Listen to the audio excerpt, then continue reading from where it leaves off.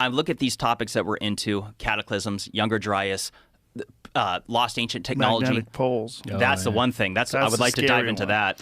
Yeah, I watched a video on that this morning, the Adam and Eve video. Oh yeah, the Chan Thomas thing. Jesus Christ, that's an interesting one. And how much of that is agreed upon? That there could be a time where the magnetic poles actually shift. So this is science. They say that the last one was like 778,000 years ago, and we're like something like 200,000 years overdue. But the Adam and Eve story, the theory of that is that it happens in cycles of 6,500 years, and that it's a 90-degree flip, but 6 days later, or on the 7th day, it corrects itself. The planet flips, not just correct. It's a planet flip 90-degree, and that because of it, the Earth essentially does a standstill. The sun will basically stay in the same spot, causing heating like we've never experienced, and that the wind and the waters continue with their momentum. Because essentially the wind travels at approximately 1,000 miles an hour at the equator. So the theory is that when that event happens, it's going to be cataclysmic. And here's the wild thing is that in that document it says a continental-sized tsunami being 2 miles high.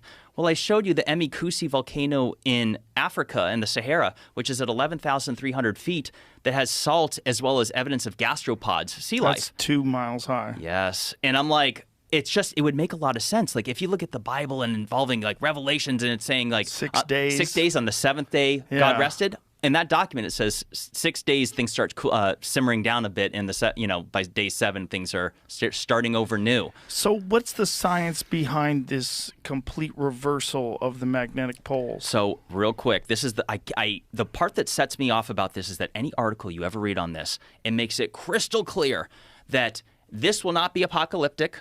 Maybe we'll potentially have some satellite communication issues that could affect our power grid and telecommunication systems, and that's going to be unfortunate. But don't worry, it's not a doomsday. I'm like, okay, first of all, if the grid goes down, that is doomsday.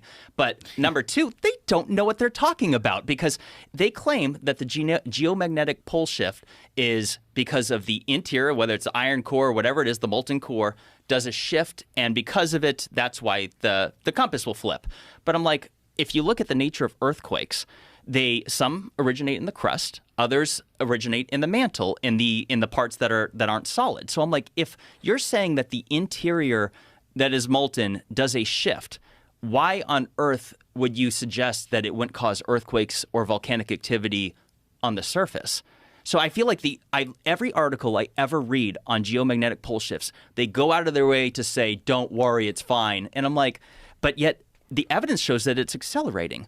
Back in just the 1990s, it was traveling, the North Pole was transitioning at 10 miles a year. Now it's at 40 or almost 40 miles. It's accelerating. And then the Adam and Eve story, it talks about, actually, no, not the Adam and Eve story. There was a documentary on Nova years ago that the evidence shows that when they've studied all the other volcanic rock, for prior known pole shifts, because keep in mind, there's hundreds that are known. This has happened throughout millions and millions of years. This is mainstream science. The poles do flip.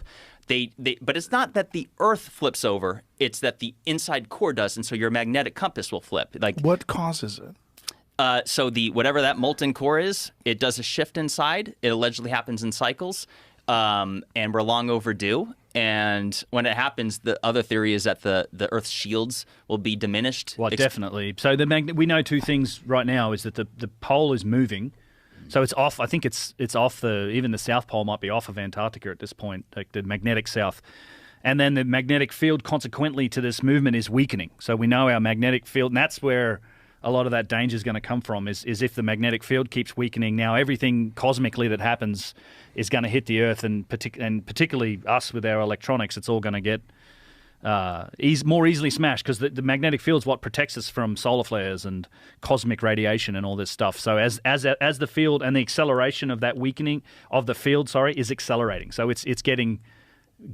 weaker faster. So we seem to be heading towards a unknown or undetermined time where the poles may shift. Like the polarity of the Earth will shift, and the compasses. And are there any estimates on when this could possibly take place? according to every article I ever read, like, oh, don't worry, it's probably be another 1,000 years. I'm like, you have no idea what you're talking about. It's accelerating. And if you look, you don't have to Google this, Jamie. I don't know what there's a mountain chain in eastern Oregon where it's the most evidence of a pole shift, that there was a volcano that was active during the shift. And if you take a compass along the volcanic rock, the compass will slowly start to change. And so wherever like pottery or volcanic rock solidifies, that wherever the North Pole is at that time, it's an imprint, and the compass will continue to show that. It's really fun. Take a compass around volcanic rock, and it'll move the compass to wherever the North Pole was then. But here's the interesting part, is that what it shows is that the pole shifts start slow, and then they accelerate to the point where the day that it happens, you could potentially see the compass slowly moving. And then when you go back to this Adam and Eve story talking about the pole shift, they say that the event happens in approximately a quarter of a day, so 6 hours. So it's like it comes out of nowhere. And I'm like, what if, like, I'm into the cosmic impact, that there's unbelievable evidence that definitely happened. But there's other things that happen on Earth, whether it's super volcanoes. What if that's related to pole shifts as well?